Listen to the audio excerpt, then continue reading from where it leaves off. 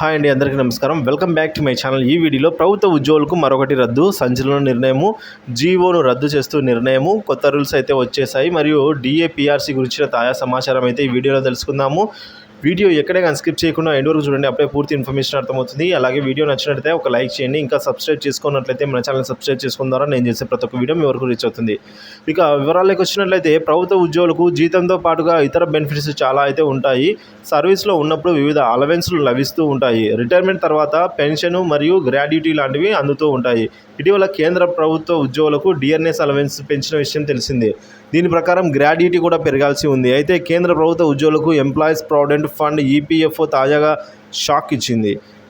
Gratuity శాతాన్ని పెంచినట్లే పెంచి అది వర్తించదని ఒక సర్క్యులర్ విడుదల చేసింది. సో డిఆర్ఎస్ అలవెన్స్ పెరిగినప్పుడు గ్రాడ్యుటీలో కూడా మార్పులు జరుగుతూ ఉంటాయి.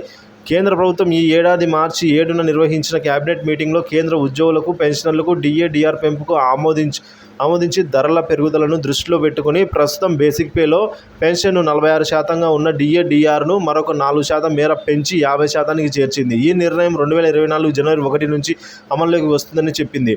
సో ఈ విధంగా ఈ నేపథ్యంలో రిటైర్మెంట్ డెత్ బెనిఫిట్ను 25% పెంచి ప్రస్తుతం ఉన్న గరిష్ట పరిమితిని 20 లక్షలను 25 లక్షలకు పెంచుతూ ఏప్రిల్ 30న ఈపీఎఫ్ఓ సర్క్యులర్ జారీ చేసింది. మే 7న మరో సర్క్యులర్ జారీ చేస్తూ ఏప్రిల్ 30న విడుదల చేసింది. సో ఈ విధంగా సర్క్యులర్ అమలును నిలిపివేస్తున్నట్టు తెలిపింది. వెంటనే ఈ ఆదేశాలు అమల్లోకి వస్తాయని పేర్కొంది. ఇందుకు కారణాలు మాత్రం సంస్థ వెల్లడించలేదు. సో మరియు రూల్స్ ఎలా ఉన్నాయంటే డిఆర్ బేసిక్లో 50% చేరుకున్నప్పుడు రిటైర్మెంట్ గ్రాడ్యుటీ, డెత్ గ్రాడ్యుటీ 25% మేర పెరుగుతుందని ఈ ఏడాది ఏప్రిల్ 30న లేబర్ ఎంప్లాయీస్ మినిస్ట్రీ ఆఫీస్ ఆదేశాలు జారీ చేసింది. సో ఇందులో బేసిక్ పేలో డిఆర్ఎస్ అలవెన్స్ మొత్తానికి 50% చేరుకుంటే రిటైర్మెంట్ గ్రాడ్యుటీ, డెత్ గ్రాడ్యుటీ కూడా 25% మేర పెరుగుతుందని కేంద్ర ప్రభుత్వం 2016లో జారీ చేసిన ఆదేశాల్లో నియమాలు స్పష్టం చేస్తూ ఉన్నాయి. 2024 జనవరి 1 నుండి డిఏ 50%కి చేరుకోవడంతో రిటైర్మెంట్ గ్రాడ్యుటీ, డెత్ గ్రాడ్యుటీ గరిష్ట పరిమితి అయితే ప్రస్తుతం ఉన్న 20 లక్షల నుంచి 25 లక్షలకు చేరుకుంటుంది అని అయితే ఉంది. సో ఇలా అయితే ఉన్నాయండి రూల్స్. ఈ డిఏ 50% సీలింగ్కు చేరుకుంటే గ్రాడ్యుటీ, ఇతర అలవెన్స్లు ఆటోమేటిక్గా రివైజ్ అవుతాయని రూల్స్ చెబుతూ ఉన్నాయి. డిఏ పెంపుతో దీనిపై నిర్ణయం ఉంటుందని అందరూ భావించారు. కానీ ఈపీఎఫ్ఓ తాజా నిర్ణయంతో కేంద్ర ప్రభుత్వ ఉద్యోగులు, పెన్షన్లకు నిరాశ మిగిలింది అనేది చెప్తూ ఉన్నారు. మరి ఎందుకంటే ఖజానాపై భారం అయితే అంటున్నారండి.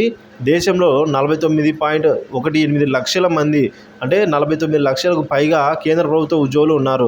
67 లక్షలు అంటే 68 లక్షలు దగ్గరగా కేంద్ర ప్రభుత్వ పెన్షనర్లు ఉన్నారు. వీరికి డిఆర్ 50% పెంచడంతో కేంద్ర ప్రభుత్వానికి ఖజానాపై మరింత భారం పడుతోంది. వీరికి పెంచిన డిఏను అమలు చేయాలంటే దాదాపుగా ఏడాదికి 12,868 కోట్ల రూపాయలు అదనంగా భరించవలసి ఉంటుంది. సో అందుకోసం అని చెప్పేసి ఈ విధంగా ఖజానాకు సంబంధించి భారం పడనున్న నేపథ్యంలో రూల్స్ ఏవైనా ఎలా ఉన్నా కూడా వాటిని అమలు చేయడానికైతే వెనకడుగు వేస్తున్నది చెప్తుంటారు.